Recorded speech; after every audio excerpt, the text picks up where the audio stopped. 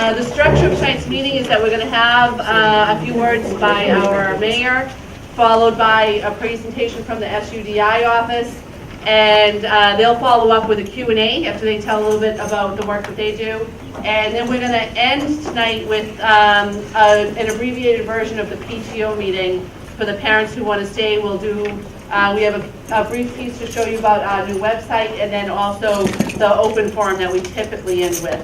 And hope we'll see how timing goes, but we should be wrapped up by 6:30 with all of that. Okay, so without further ado, I'll kick it to Mayor Rigo. Thank you, Dr. Kelly. Thanks everyone for coming out tonight. Before I say a few words, I just want to recognize some of the folks that are here. We have Ward 4 City Councilor Patrick Keefe, representatives from Representative Vincent's office, Ricky Serino, representative from Speaker DeLeo's office, Joan, representative from Catherine Clark's office, Congresswoman Catherine Clark's office, school committee members Dan McGuire, Stacey Rizzo, and Michael Ferranti. Oh, and Carol Patrick. So, very quickly, the opioid epidemic has been an important issue that my office and my administration has tried to tackle. We've made it a priority, and a couple of things that we've done to address it have been, one, the substance use disorder office itself having a physical place on Revere Street, which regardless of the fact that this issue is something that we all can agree is important and something that has struck not only the City of Revere but the entire Commonwealth and the whole country, opening an office like that was still met with some pushback. And there were still people who didn't quite understand why we needed to have that office. They didn't quite understand what that office did. But at the end of the day, that office is saving lives. And it's as simple as that. So we were able to open up that office. We've also convened, and we just got done with one of our monthly leadership meetings. We have a range of stakeholders that get around a table and we talk about, what we can do on a higher level, what we can do together to address some of the issues, and how from my perspective, the point of doing that was to have some recommendations and some ideas about how to spend some of the city's resources. Make sure that we're all kind of working together.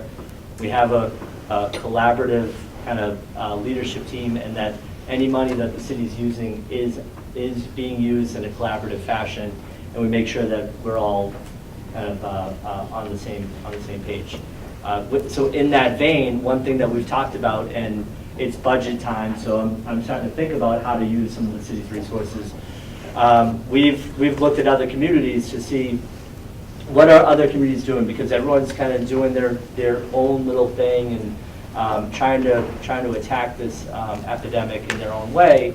And one thing that we've learned, and we've learned from our neighbors in Chelsea, is that they convene a team of stakeholders every week, and they work on specific cases of folks who have high risk factors.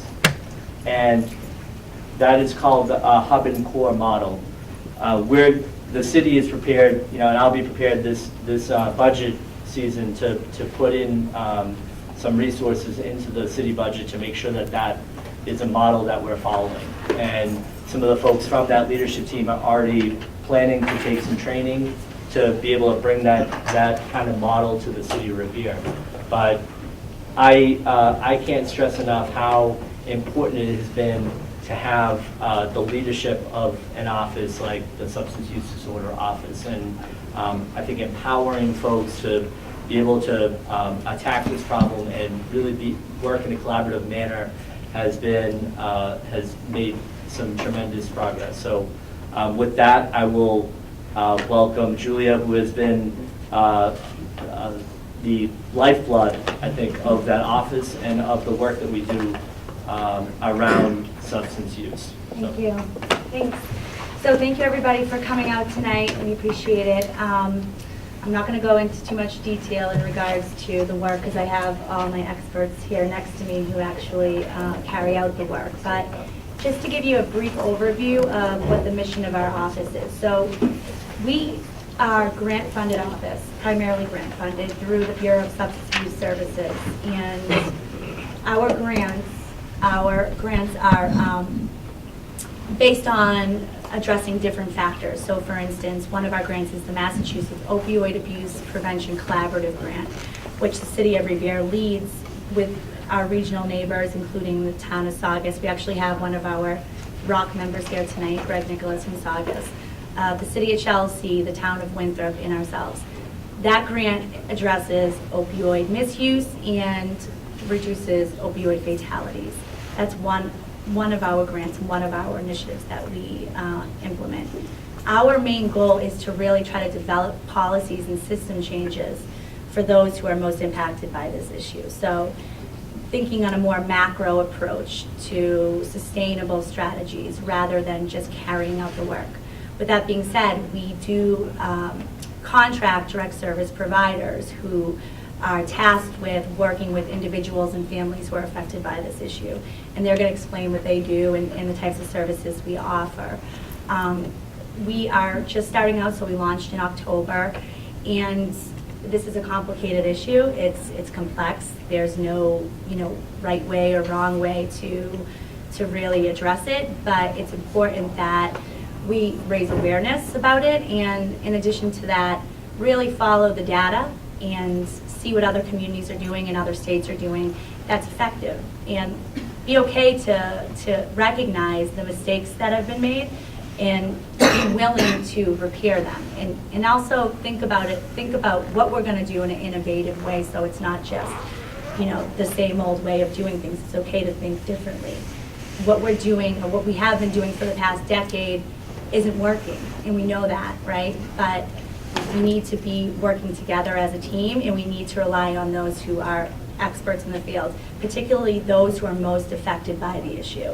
They are, an untapped resource that is not often utilized the way they should be. So that's our goal as an office, is to bring those people to the table and to continue the dialogue with them.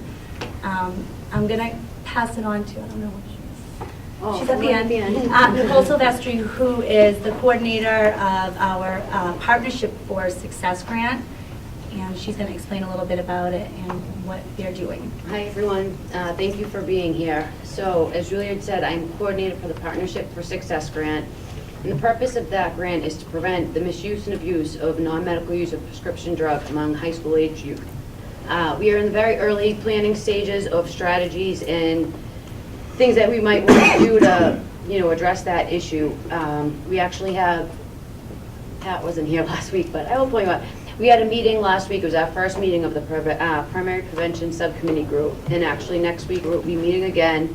At that point, we'll address what we think the causes are of youth use, as well as look at the data that has been done through the assessment, and from that point we'll choose strategies moving forward to address this issue. And that's really pretty much what I have regarding that grant. As I said, we're still in the early planning stages, so more will be revealed soon. So in terms of the direct service providers that we contract, I have them all sitting next to me. If you could just start, introduce yourself and explain what your role is. I'll start with Gary Langis at the end. I'm Gary Langis. I'm the Revere Health Coordinator. Coordinate some of the work we do out of the SUDS office down in Revere Street. Chris Alva? My name's Chris Alva. I work for the Healthy Streets program.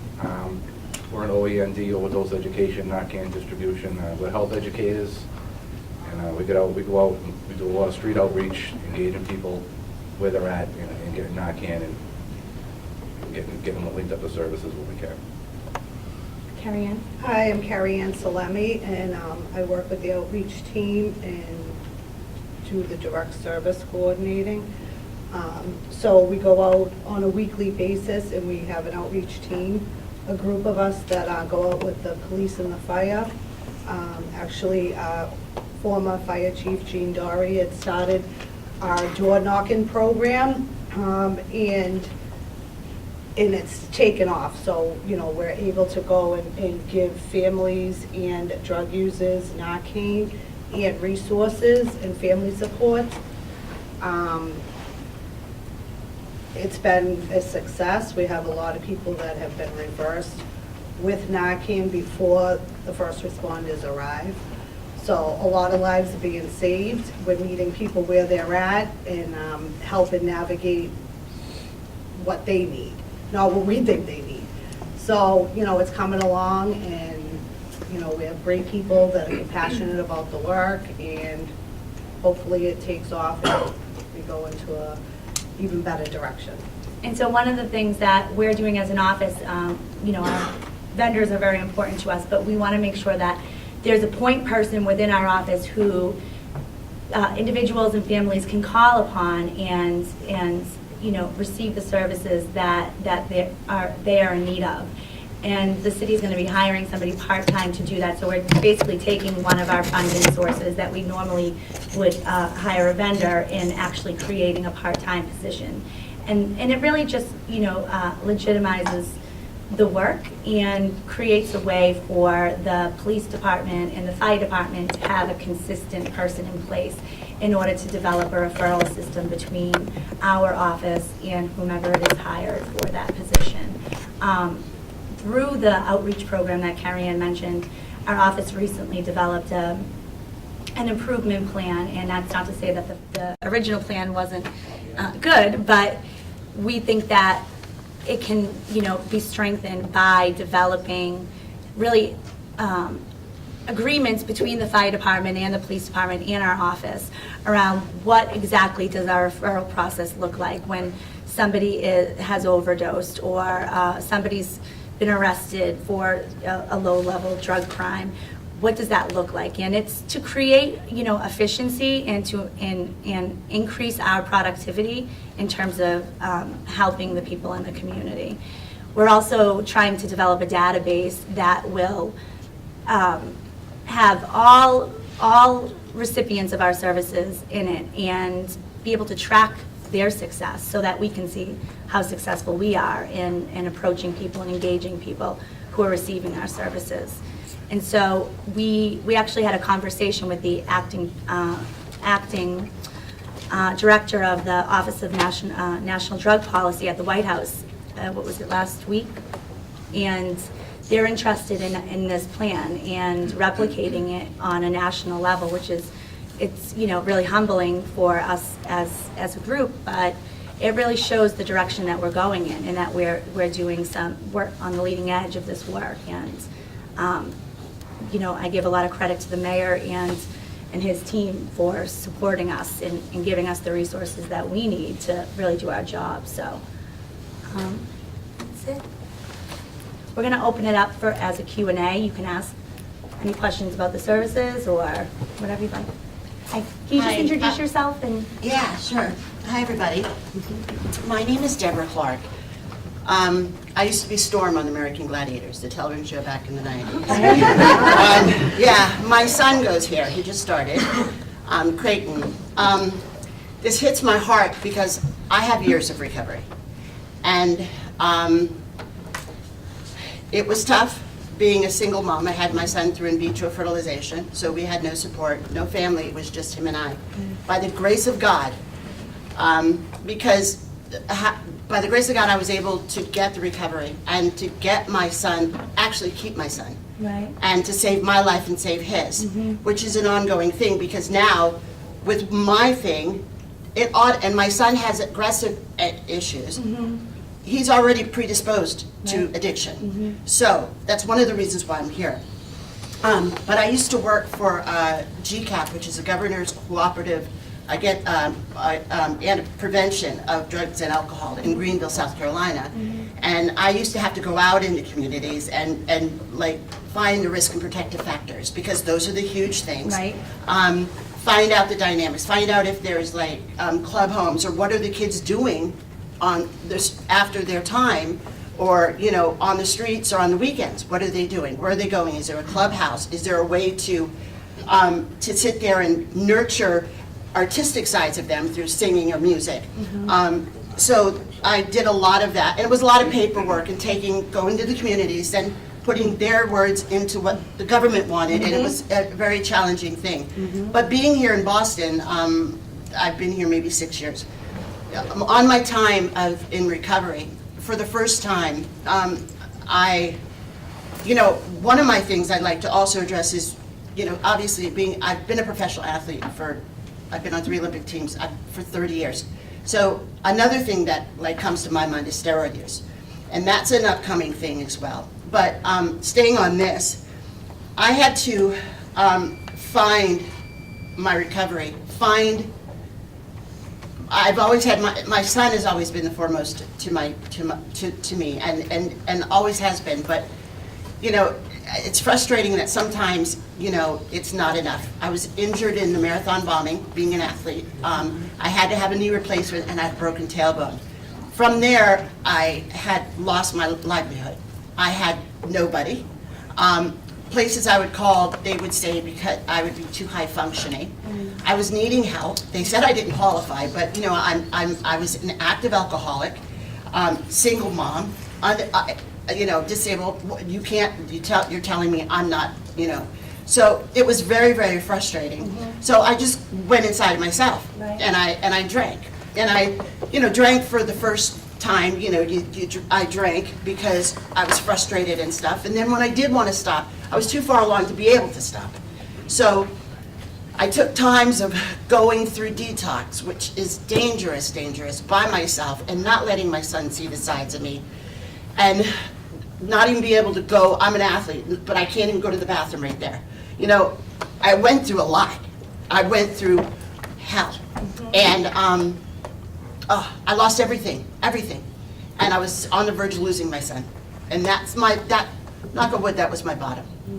So, being here, but I was in the midst of a lot of heroin, opiate. I never saw heroin like that, And I was put in a shelter on Albany and Mass Ave, not being from Boston, and it's the worst place. And my dad was a doctor, and I know CPR and stuff, but I saved like 5 lives in a matter of maybe a week and a half, 2 weeks, that people were just laying there, and I'm always the one to sit there and make sure that, are they breathing, make sure they're okay, give them some water, figure out something, especially in that area. And there were a lot of people, because they're so anesthetized from the real true problem that we're having here in Boston, and everywhere, that they just go by.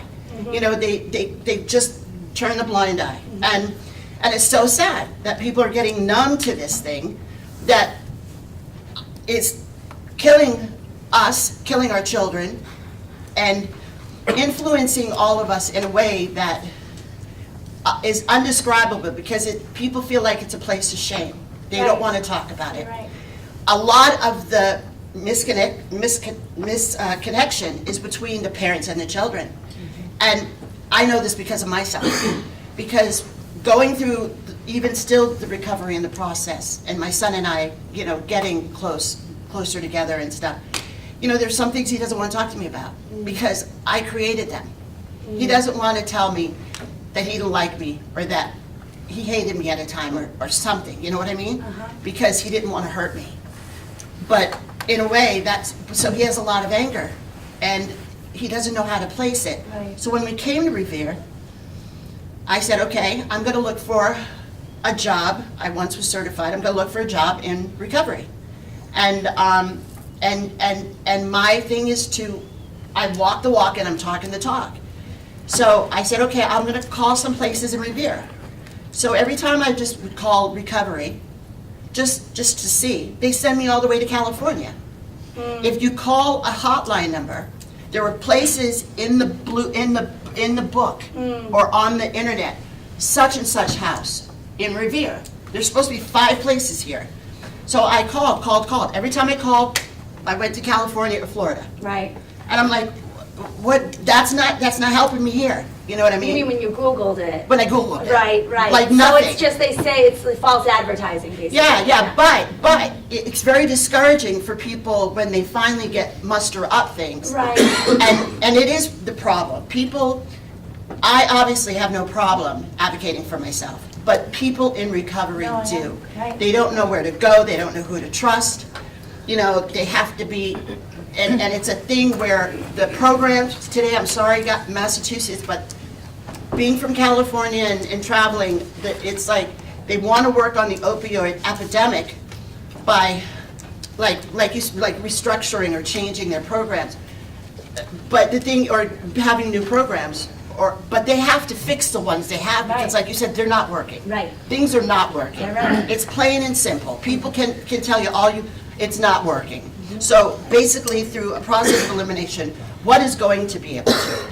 Taking parts of community, and like I said, coming here as an athlete, as a person in recovery, a single mom, I'm 52 years old, I want to take part in this. I want to work for your office, find a place for me anywhere, please, because it is a situation where it has to introduce more people.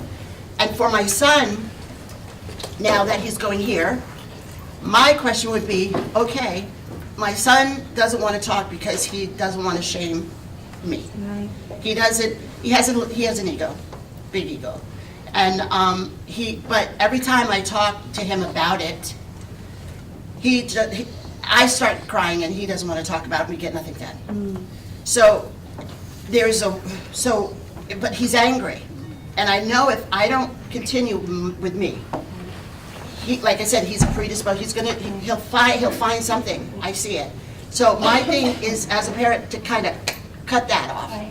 And what that means is all humility, you know, showing my butt, if that's so be it, going all out to help others, and at the same time doing what I need to do for myself. And so I think there is a lack of that majorly. And being here in Revere, I'll tell you, like, I'll go, okay, maybe this is it. No. Do they have children? Do they have a children's home? No. Do they have any recovery programs in Revere? No. Do they have trying to find a therapeutic mentor for my son is you know, being on waiting lists and stuff. Things are just very hard. Go ahead. I just want to just address you. I hear your concerns. Yeah.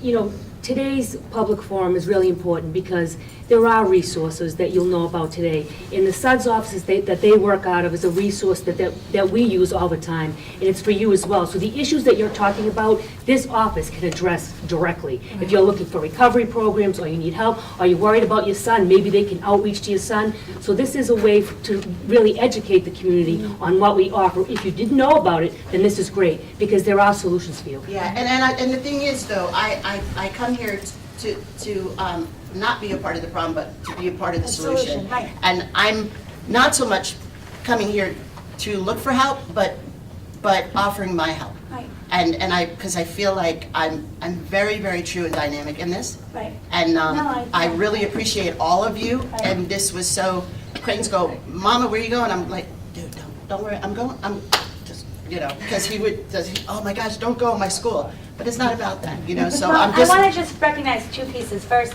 you're right, and I say this a lot, nothing about us without us. So you are the expert, you've lived a life, and so we need that type of voice at the table. And, you know, we can connect afterwards, we can give you Yes. our information, and we'd love to have you. I would love to. But in terms of your son, you know, that's something that when we conducted our assessment for the PFS, that came up continually. It's that the kids whose parents are either actively using or in recovery are having a hard time, and what is the outlet for them? You know, how do we make sure that they're not at risk for following in those footsteps, but at the same time receiving, you know, whatever services they need. And so this team the prevention team that Nicole was discussing, that's one of our problem statements, is actually, you know, the kids who have been affected by this issue. My thing is, it's true, because the big thing for my son, and I'll shut up after this, I think, but no, but the big thing for my son is that, and for me, is, okay, Creighton, I see you go in there, honey, you know, dude, why don't you try this? But in his head, he's saying, well, you didn't do that. You didn't choose that. You didn't, you know what I mean? So it's really hard to really, and we have some resources at the high school too that I can talk to you about. We Awesome. do have some groups for kids whose parents either have in the past or currently have addiction issues. awesome. But I love you guys, and it's nice meeting you. And if you go on youtube.com, pull up Role Model Storm. I used to be it, but I also have realized being that and identifying as that, of that, and not being ashamed. Right. Also, I've been able to open doors where some people haven't. So I just, And every voice counts, and everybody brings something different to the table. Yeah. So you're Thank welcome. you. Thank you for you. coming. Yeah. Greg? I have to go, so I just, my comment is directed to the mayor. Mayor, I run the Youth and Rec Department in Saugus, and I'm by default the drug person.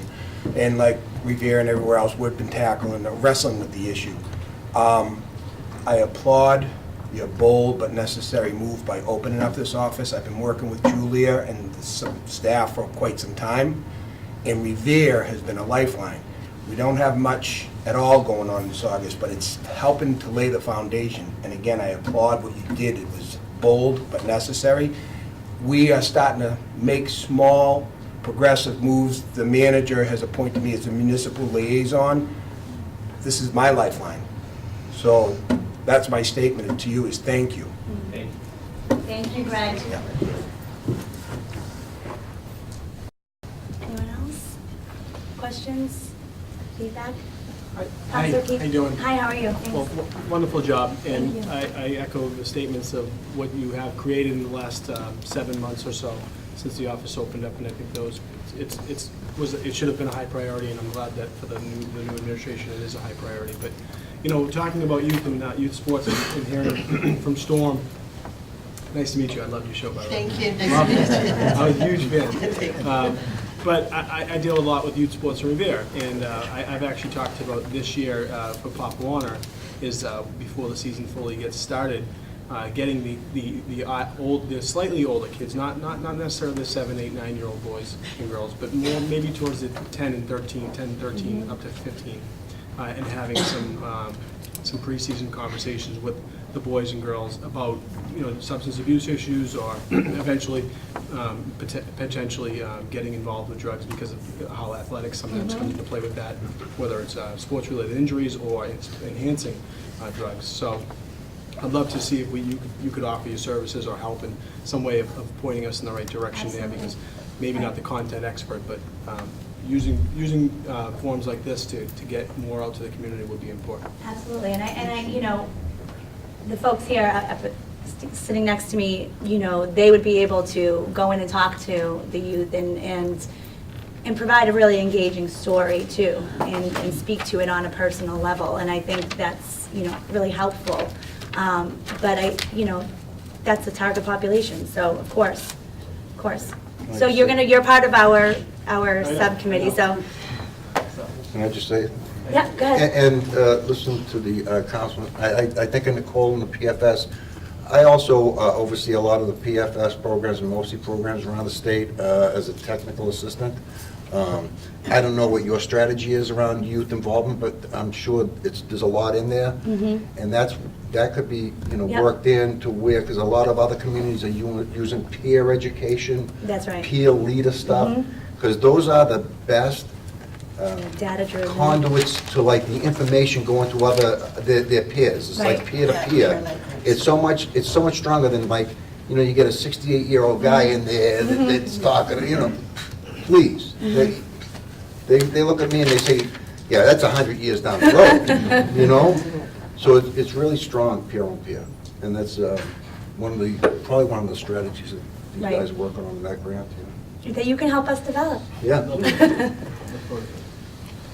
Hi. Hi, my name's Mike. I'm a recovery coach at Mass General Hospital in Revere. Nice to meet you. Everett. And to see, I work with different mayor's office, city committees like Medford, Somerville, Cambridge, Everett, and to see a committee like this here is a big step in taking to fighting it. And I applaud you.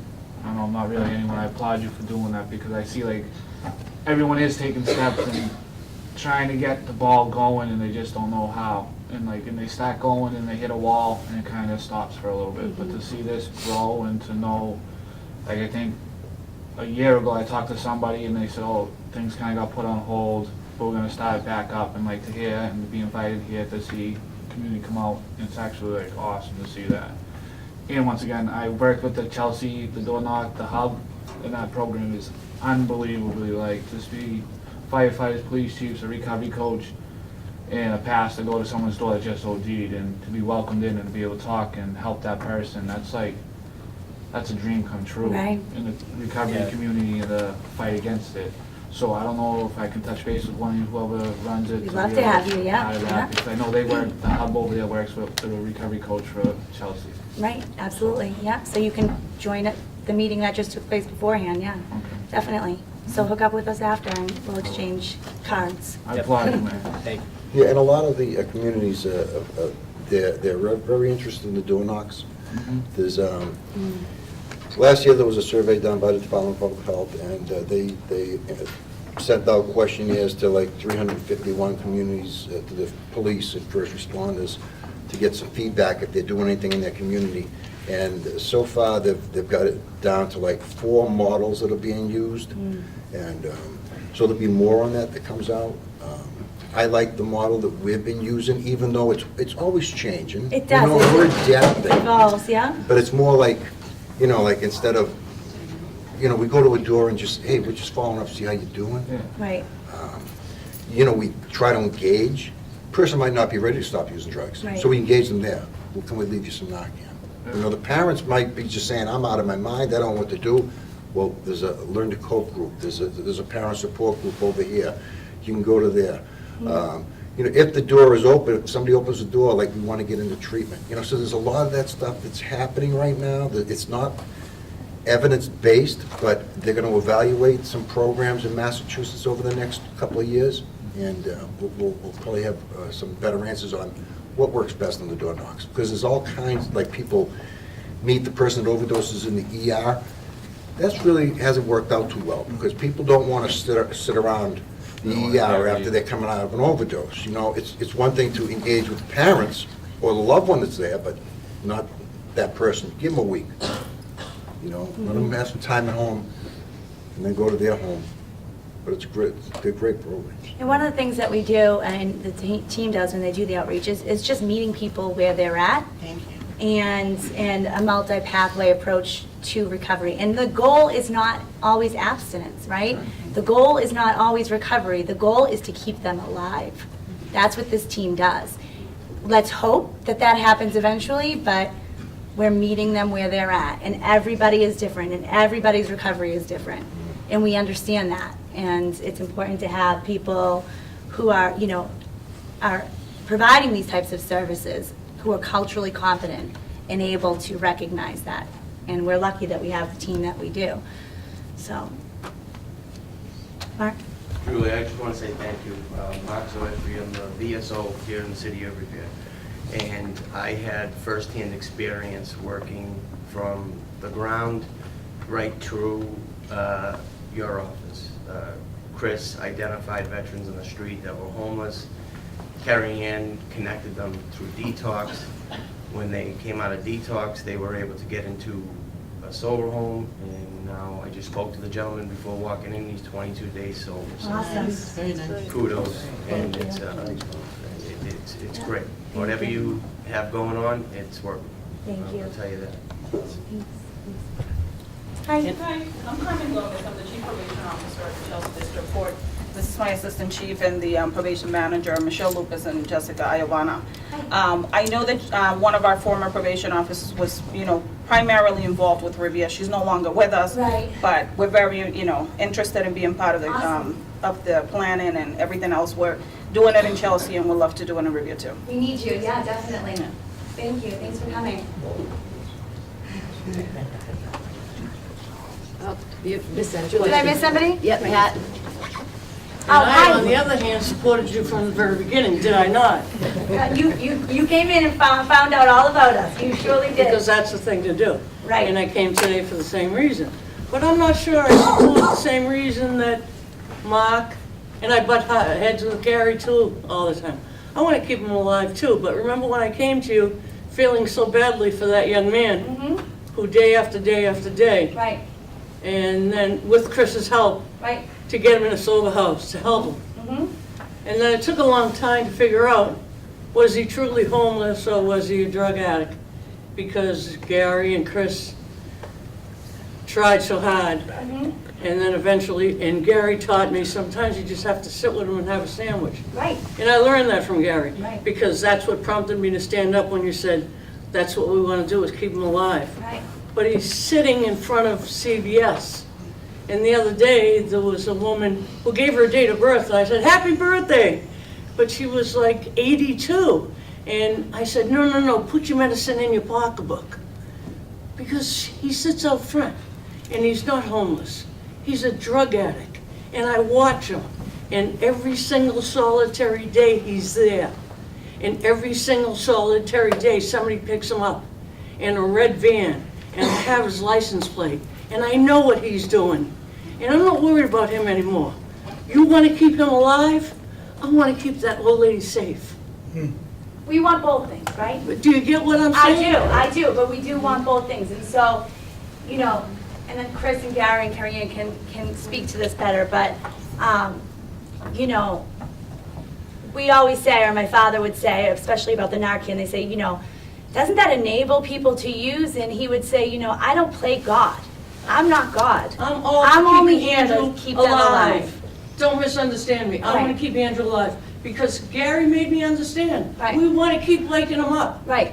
Someday Andrew might, That's right. he Yeah. might, That's right. Yeah. you know, come forward one day and, you know, get it. And, you And know, that's the best we can I hope get for, that. right? But in the interim, he's in front of CVS every single solitary day. Go there. You'll see him. He's got a sign. He begs for money. He's the nicest guy in the world. Everybody gives him money. Then about 2 or 3 o'clock, somebody picks him up and he goes, does what he does.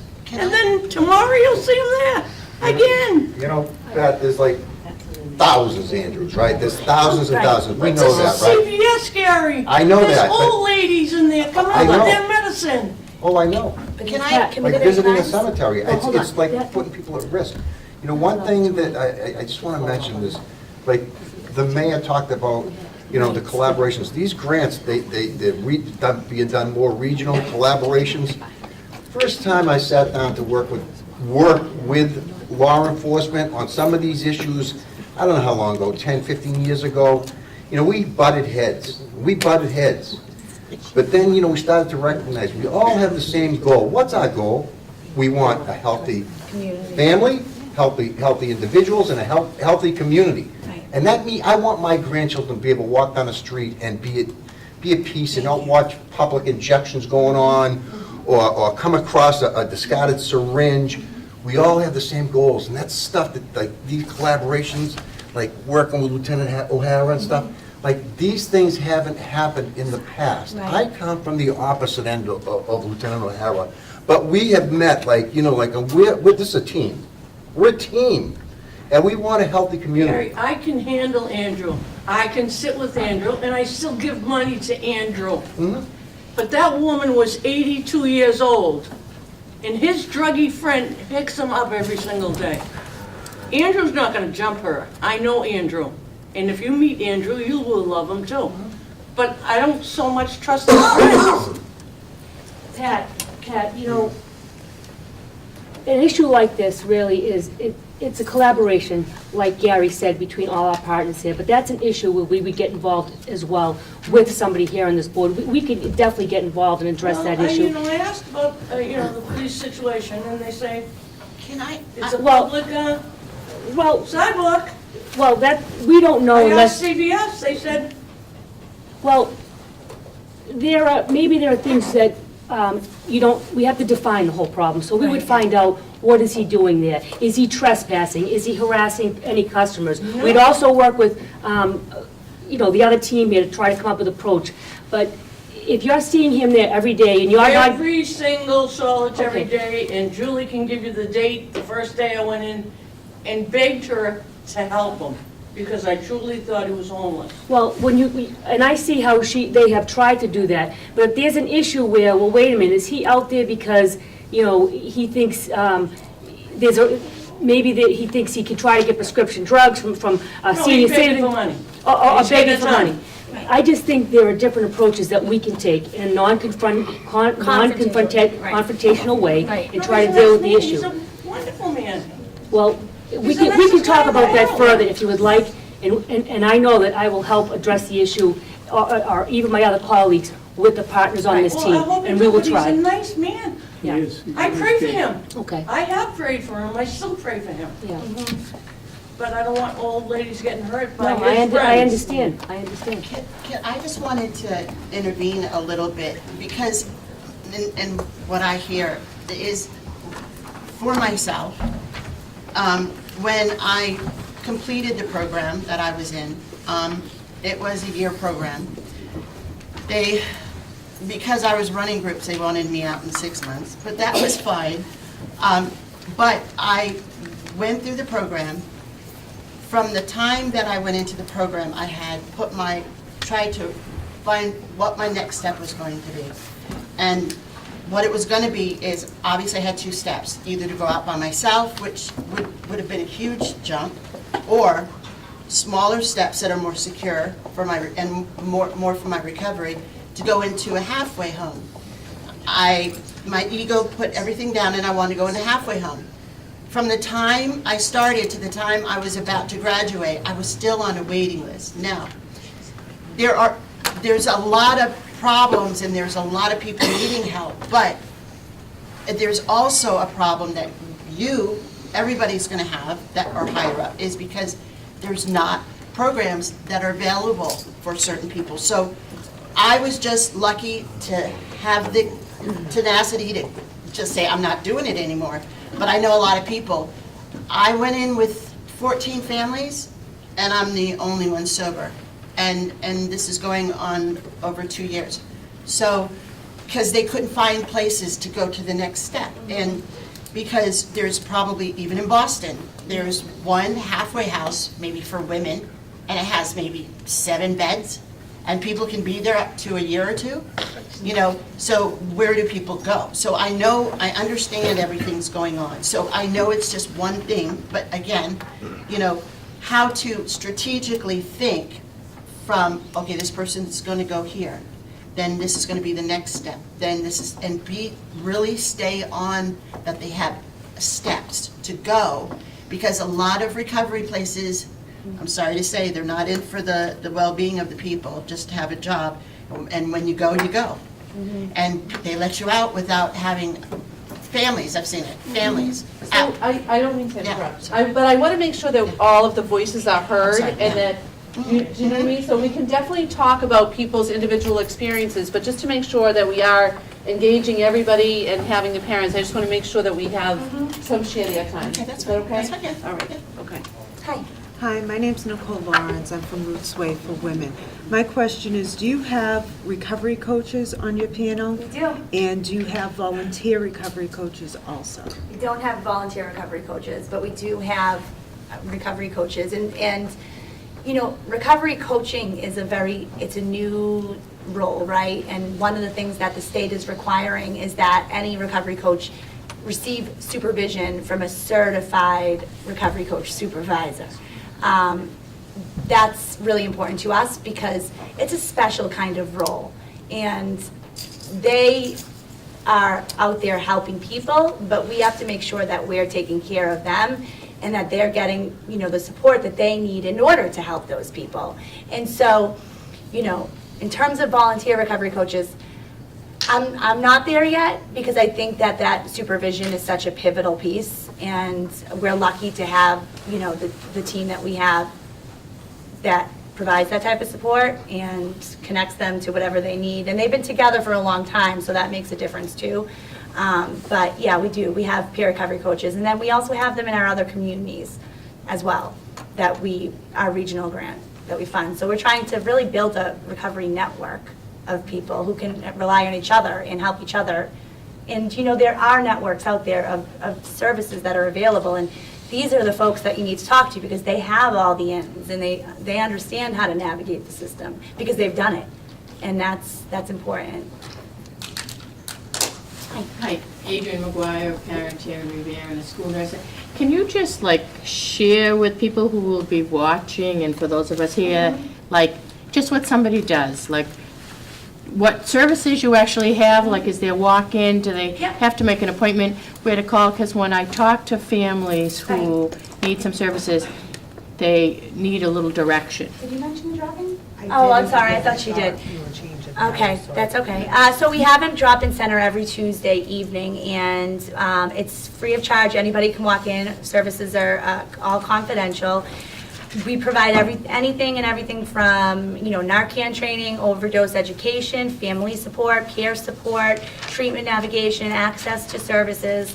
And we have a team of people who are there and who are well equipped to deal with these types of issues.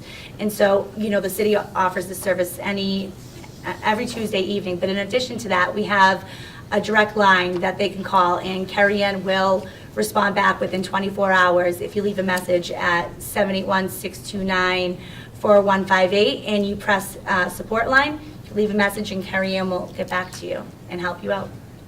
But thank you for bringing that up. So you want to just mention the location of the drop-in center? Oh, do it 437 Revere Street. Yeah. Hi. Hi, my name is Kristen, and I'm a parent of 2 kids, one of which is at Garfield Elementary School, so that's what brings me here today. But I wanted to know, it sounds like a lot of the plans of what you guys are working on is really new and just coming into be formed, and so I'm wondering what the plan is around youth. Is there a plan to, like with the door knocking team, get a member that comes in and looks around for, is there any kids here? Do we need to be doing something extra for that? Is there a plan to create a team of youth that can go talk to the Pop Warner kids or that can help out, in the schools to try to give somebody an extra, leg up? Or what is the plan around kids and especially younger kids? Because I want to catch the generation before they... Right, absolutely. So, what? Do we have a curriculum for, are we looking at curriculum? So that's something Nicole mentioned earlier. So the Partnership for Success grant it's geared at youth. And what we want to do is make sure that whatever strategies we're choosing are data-driven and that they're targeted towards our youth, because every community is different. Our primary prevention subcommittee team is meeting on a regular basis, and we want community input as to the strategies that we are choosing.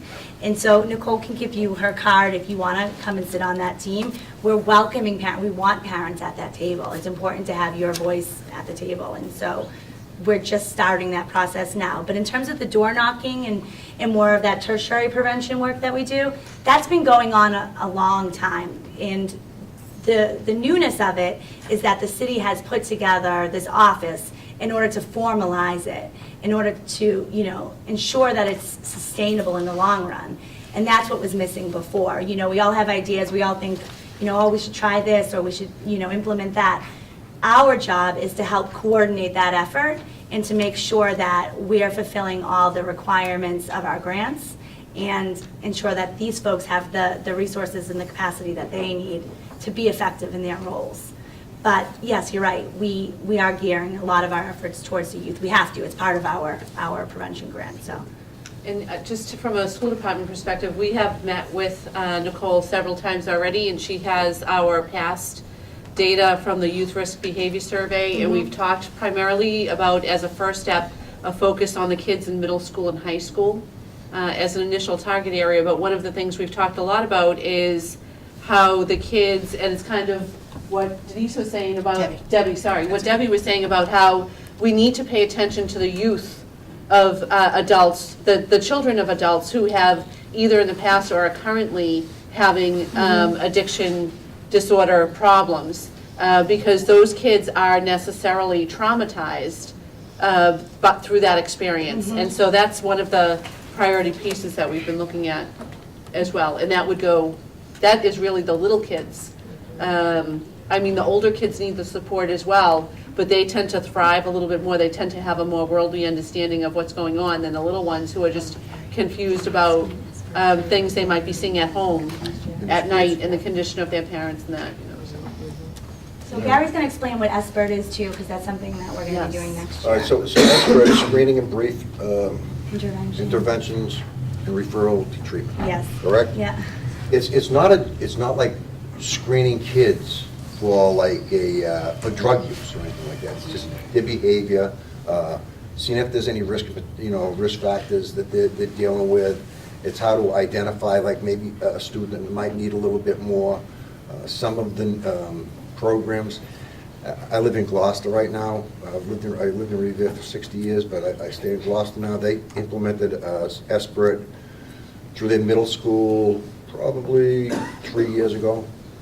And it's really, it's working well, because you can, I can identify the kids that need the extra help. It's working with them using techniques like motivational interviewing, really meeting them where they're at. And one thing I like to say, all of this, and the mayor putting it under one roof, it's a multi-pronged approach. It isn't like, all right, we're gonna go stop drug use. No, we have to do education in lower grades, education in the middle schools. Then we have to do interventions. We have to do a ton of stuff. Right now, it's like, I know Chris does a lot of the harm reduction work. It's, reducing some of the harms related to drug use. And it's difficult, believe me. I'm still a parent, but like I don't have like little kids anymore. But I am raising a grandson, 17 years old. And I'm listening to you, and I go through some of the same stuff. Like, shit, my grandson is struggling now. I have another one that reached out to me today for help.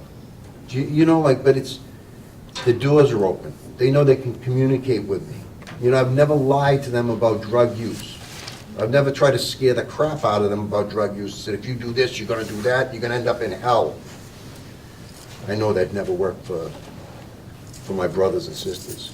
So, but the Esprit program, and you will be implementing it here through the nurse? The super, Dr. Assistant Vidala yes. can speak to that. Thank you. So, Josh Vidala, I'm the Assistant Superintendent in charge of personnel. And so we had a meeting last week with Julie and Nicole.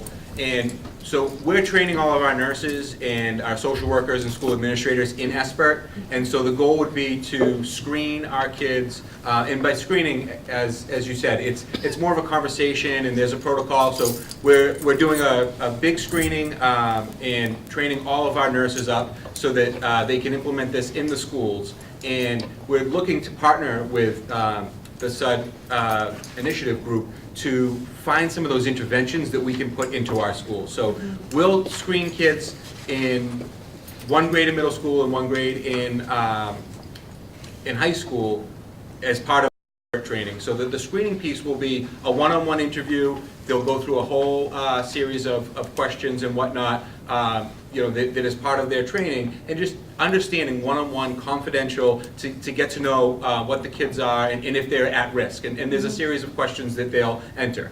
And then if they do come up with a certain score that they could be at risk, then there is a brief intervention that would be done through the schools. And that's what we're going to partner in to find quality interventions, research-based interventions, evidence-based interventions that are really going to help the kids. And then the next step is that referral to treatment piece. And we're really looking, again, for these partnerships outside of the schools, because we can't do everything here, but we do see the kids every day. And we are a great avenue to be that screening tool. And so, we're looking to partner to know what we can do and understanding our limitations, but providing those interventions in the school and that referral to treatment and those partnerships with families and the partnerships with the outside providers so that we can help kids access those resources and helps families access those resources so that they can, meet the needs of their kids. So that's something that we're putting out the training this June, and we're looking to implement next school year with our middle schools and high schools. Thank you. I also wanted to follow up about the prevention piece, that subcommittee that I was speaking about. Right now, we're focusing on the grant, which it's very stringent in terms of 14 to 18-year-olds with the non-medical use of prescription drugs. However, a broader scope of that subcommittee will be addressing the whole prevention piece for the city. We're working on a strategic plan along the continuum of care: prevention, intervention, treatment, recovery, and harm reduction. So once we work out the grant piece for that age group, it's going to expand to the younger population, whether it has to be middle school or even younger, depending on where the data takes us. So it's gonna be, it's a lengthy process, and it's all, Julia has said it in the last meeting, we chase the data. It's not what we think is gonna work, it has to be proven to work, and where the need is as well, so assessing the data from that angle too. And Pat, I'm gonna pick on you, just because I like you. Unfortunately, I just want to note, and I don't even know if you didn't do it deliberately, but on the breaking the stigma piece, not everybody in the drug using community is violent, and they're not, everyone say Well, when using I is said- illegal. When I said about his friend picking. Right, and I just, Yeah, I know. in general, there's a lot of. I realize I said that when I It's okay. said that. And no, and that's why I just wanted to point out for you, as well as everybody watching, that not everybody that uses is violent, they're not mean. Will you admit that sometimes they have to steal to feed their A lot of people still work, so that's debatable, that's a conversation for another day, but in general. I recognize I said that, and I'm sorry. No, it's quite all right, but breaking the stigma is something that the governor has really pushed, and as a community, I think we need to do that as well. Not everybody that's active is a bad person, not everybody in recovery, because that's another thing too, that, and you had spoken to it, ma'am, the recovery community isn't really active around here. There's not advocates speaking where there are in other communities, so, and a reason for that is the stigma as well. That's People right. stay silent because of their past, because they're afraid of being stigmatized, so. Right. But I still like it. Hank, go ahead. I have a question about the Sure. drop-in center. I know, because I work with a lot of families in Revere, obviously, and get a knocking, it is kind of like a process, you have to get a prescription, sometimes there's a copay and everything. On Tuesday nights at the drop-in center, You can come in and get it. Someone can come in. Easy as that. We'll have do them like a train you. Narcan Yeah. training. You know, So we're a Narcan site through the OEND program through DPH. Okay. And But our target population are people who use Right. drugs and their family members. yes. Yeah, So I know you're talking about the prescription. There's a lot of standing orders. You can go in, there's standing orders now at Walgreens and CVS. That means you can go into a pharmacy and just ask for the naloxone. If you have insurance, it's usually an $18 Yeah. copay. Right. Okay, if you have Mass Health, it's free. So we do, will request some folks, if they, I just want to have Narcan because I take the bus Right. to East Boston every day, and somebody might overdose on the bus. We'll go to a pharmacy. Right. And ask for it. But the DPH program is really strictly targeting Bystanders. drug users Uh-huh. and their families. no, I'm saying And And that's who he meant. that's what I mean, Yeah, right, a so, family member but that- they can come down, they can come to the office, but there's so many multiple ways to get it right now, so I would just want to let everyone know that it's not just, you can get it at a pharmacy, Right. standing order, insurance copay.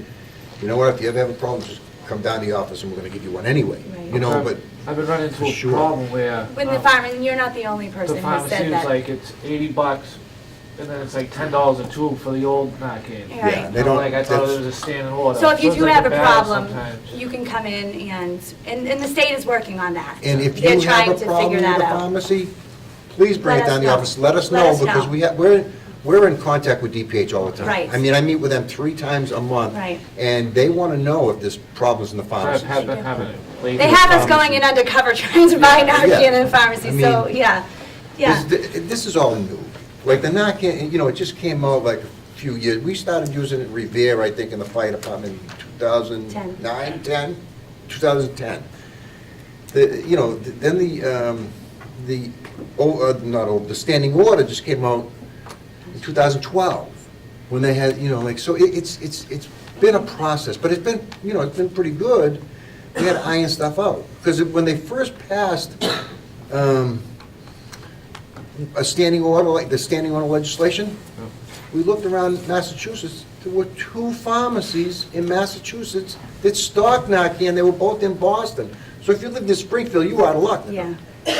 So there had to be a lot of education around pharmacy, education, some collaborations with the pharmacies, Walgreens, and we're lucky we have a doctor in the state that oversees the OEND, that he writes standing orders for a lot of the pharmacies. So. But there's a lot of access.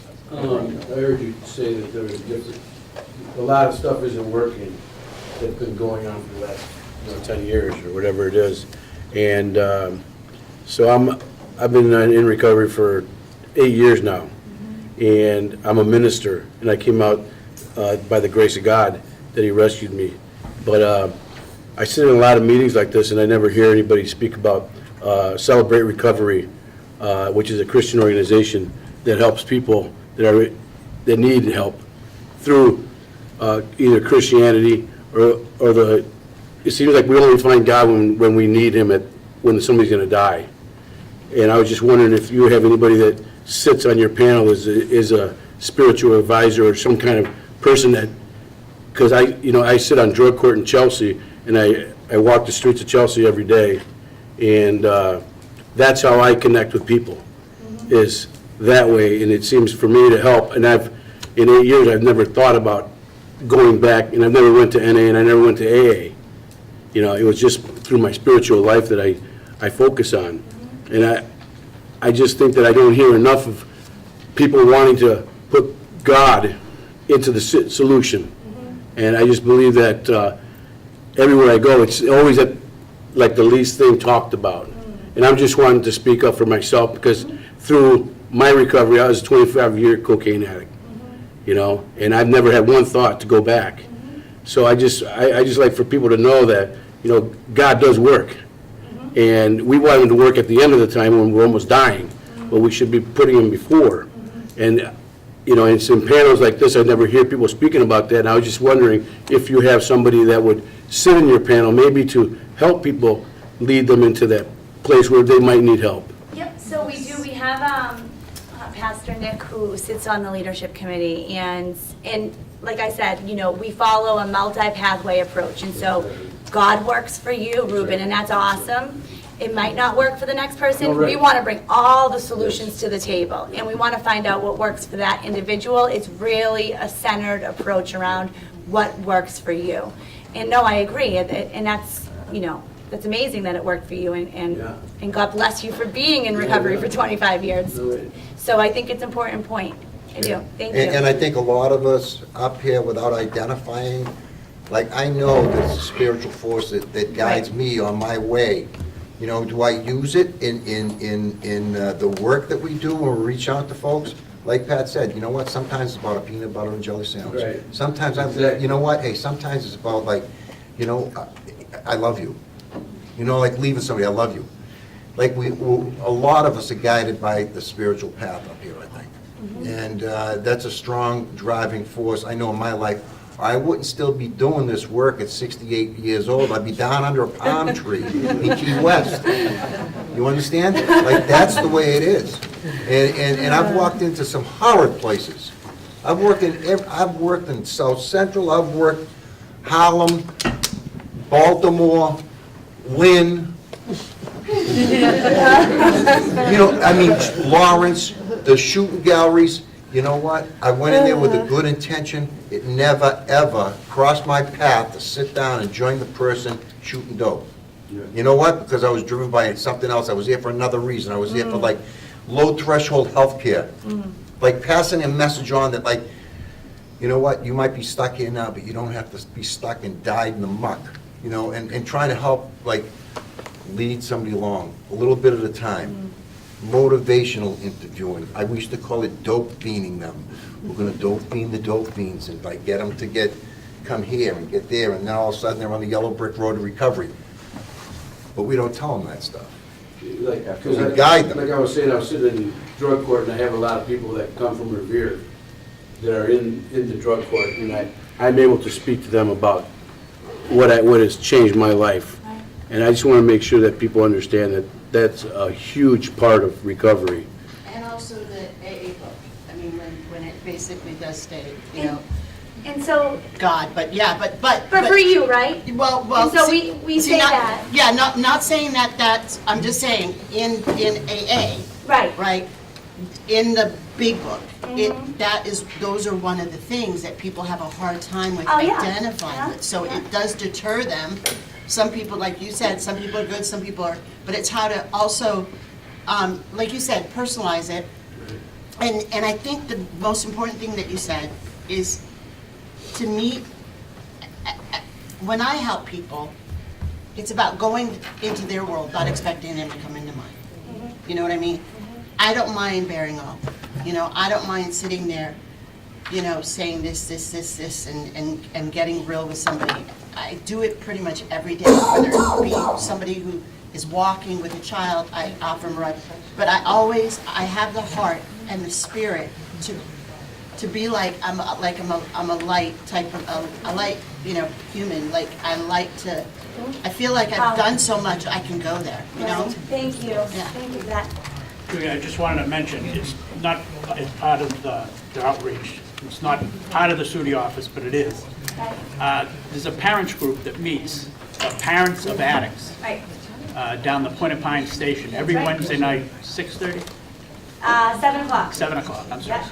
And they've been doing that we started, a couple of people started that program back in 2011, and it's just for parents of addicts. Right. And you can go there down the Point of Pine Station, and there's just a commiserate, as bad as you think you've had it, somebody has had it worse, and also that they can help you get to the next step with your child or even a brother or sister. But it's a great little NA program. There's only, what, 3 or 4 of them in the state, I think?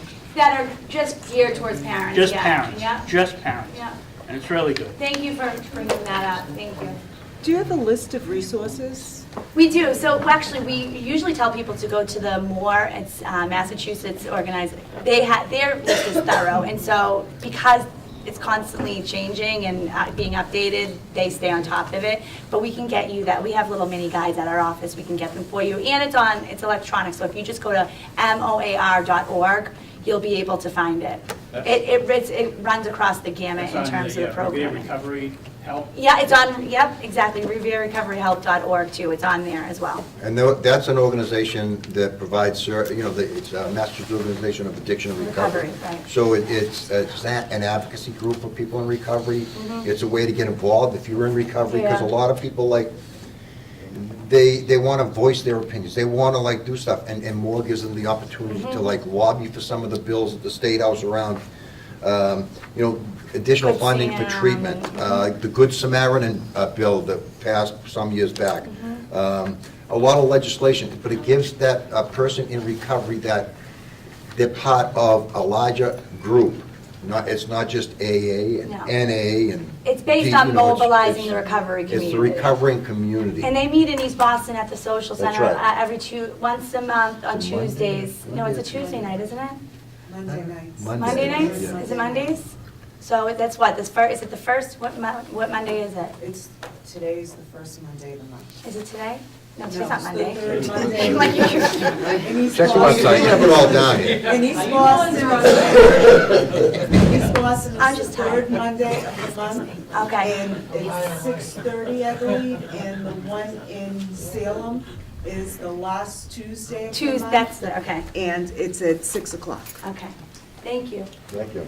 I think we took up a lot of time. No, it was fantastic. It was great. I want to bring up one other thing that came to the school department. Sure. That I think, and I think it was really helpful for the parents here and the community members here and those on TV to hear what your office really does. Yeah. Because when you first opened, being so close to the Paul Revere School, the flood of calls we got were about how dare you open a methadone clinic next to the Paul Revere School. And selling heroin out of Right. Yeah. So I think this was really helpful to help everybody understand really what the purpose of the work is and what actually happens there. Yeah. I know Barbara will say that you've been fantastic neighbors and that they've not seen And any they come issues. into our health fair. They come to Yeah, health fair, yeah, we'll right? be So that's there, one yeah. way that younger kids are getting some of this Yeah. information. But just so everybody knows, we've not seen a single issue. We think that you've been terrific neighbors, and it's worked out Thank really you. well for the school. So Thank you so much. Thank you, everybody, for coming. Thank you. thank you all.